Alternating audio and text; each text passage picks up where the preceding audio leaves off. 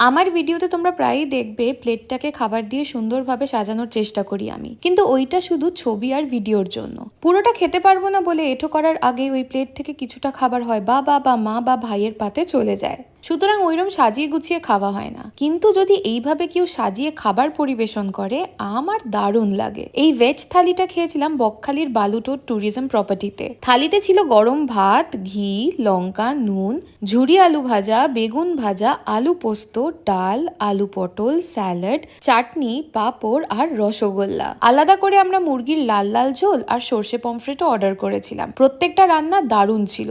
আলু পোস্ত আর পটল দুটোই ভীষণ সুন্দর রান্না হয়েছিল। চিকেনের ঝোলটাও খারাপ নয়। মন জিতেছে এই বিরাট সাইজের পমফ্রেটটা।